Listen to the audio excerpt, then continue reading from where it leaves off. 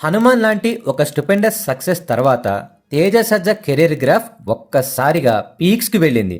ఇప్పుడు మిరాయ్ అంటూ మళ్ళీ పెద్ద స్కేల్ ఉన్న మూవీతో వచ్చాడు. మరి మూవీ ఎలా ఉంది? ఇది వన్ హిట్ వండరా లేక నిజంగానే బాగుందా అనేది మన రివ్యూలో చూద్దాం. హాయ్ హలో నమస్తే, welcome back to my channel film వేదిక. కొత్తగా మన ఛానల్ని చూసేవాళ్ళు కంటెంట్ మీద ఒక లుక్ వేయండి, నచ్చితే తప్పకుండా సబ్స్క్రైబ్ చేయండి. ఇంకా వీడియోలోకి వెళ్దామా? The story.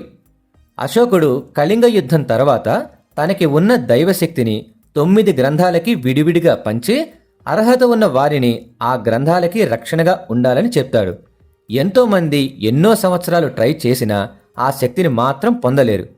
కొన్ని వందల సంవత్సరాల తర్వాత 9వ గ్రంథం ఉన్న ఆశ్రమంలో ఉండే అంబికాకి తన ధ్యానంలో ఈ గ్రంథాలకి ఆపద ఉంది అని తెలుస్తుంది. ఆ తర్వాత ఏం జరిగింది? అసలు ఈ మహావీర్ ఎవరు? ఇందులోకి మిరా ఎలా వచ్చాడు అనేది remaining story. What is good, ఏం బాగుంది అంటే screen play. Director Karthik Ghattamaneni గారు పేపర్ మీద స్క్రిప్ట్ని ఎంత క్లారిటీతో రాసుకున్నారో అంతే క్లారిటీతో తీశారు. చాలా రోజుల తర్వాత తెలుగు సినిమాలో ఒక పర్ఫెక్ట్ స్క్రీన్ ప్లే చూశాము అనే ఫీలింగ్ వస్తుంది. ఫస్ట్ 15 మినిట్స్లో అశోకుడి స్టోరీతో స్టార్ట్ అయ్యి విలన్ ఎంట్రీ నుండి బాగా రన్ అవుద్ది.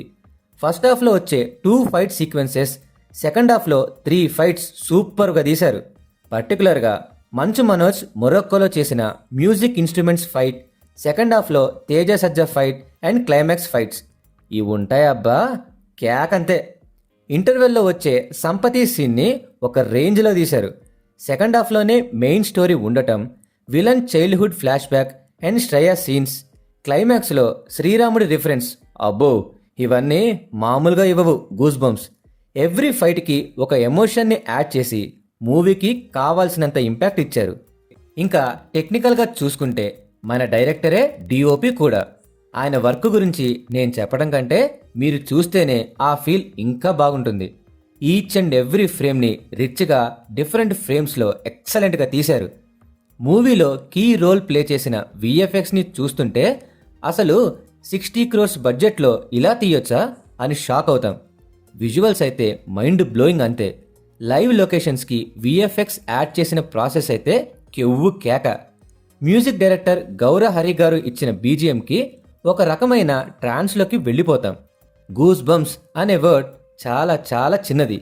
ఏ సీన్కి ఎక్కడ ఎలా ఇస్తే ఆడియన్స్ ఎగ్జైట్ అవుతారో అక్కడ అలా కొట్టారు. 3 hours లెంత్ ఉన్నా సరే ల్యాగ్ అనే ఫీలింగే రాదు. యాక్టర్స్ పర్ఫార్మెన్స్ చూసుకుంటే తేజ సజ్జా బాగా చేశాడు.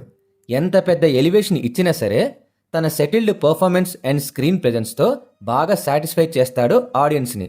విలన్గా చేసిన మంచు మనోజ్కి ఇది అద్దిరిపోయే కంబ్యాక్. అలాంటి విలన్ ఉంటే మనకొచ్చే కిక్కే వేరు. తన లుక్స్ అండ్ యాక్టింగ్తో మూవీకి చాలా హెల్ప్ అయ్యారు. శ్రేయ గారికి ఆఫ్టర్ ఎ లాంగ్ టైం ఒక మంచి క్యారెక్టర్ పడింది అండ్ ఆమె బాగా చేశారు కూడా.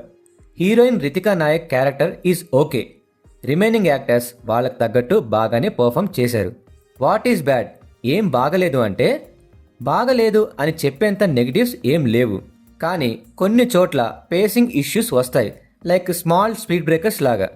ఫస్ట్ హాఫ్ అండ్ సెకండ్ హాఫ్లో టాస్క్ ఫోర్స్ టీమ్ అని ఒక ట్రాక్ ఉంటుంది. అది కామెడీ కోసం పెట్టారు, బట్ పర్సనల్గా నాకైతే నచ్చలేదు. క్లైమాక్స్లో ఫైట్ తర్వాత హీరో విలన్ ఏమయ్యారు అనేది ఆడియన్స్కే వదిలేశారు. అది నెక్స్ట్ పార్ట్కి లీడ్గా ఇచ్చారా లేక ఎడిటింగ్లో ఏమైనా కట్ చేశారా అనేది క్లారిటీ లేకుండా అబ్రప్ట్గా ఎండ్ అయింది. వైబ్ ఉంది సాంగ్ని ఎడిట్ చేసేశారు.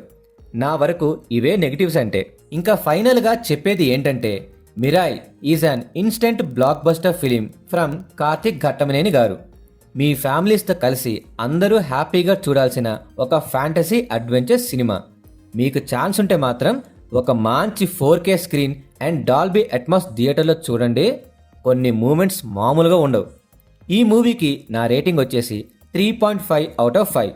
మిరాయ్ గురించి మీరు ఏమనుకుంటున్నారో కామెంట్స్లో మెన్షన్ చేయండి. అలానే మీకు నా రివ్యూ నచ్చితే తప్పకుండా లైక్, షేర్ అండ్ కామెంట్ చేసి నా ఛానల్ని సబ్స్క్రైబ్ చేయండి. నెక్స్ట్ కిష్కింధపురి మూవీ రివ్యూతో మళ్ళీ కలుద్దాం. Until then take care, bye.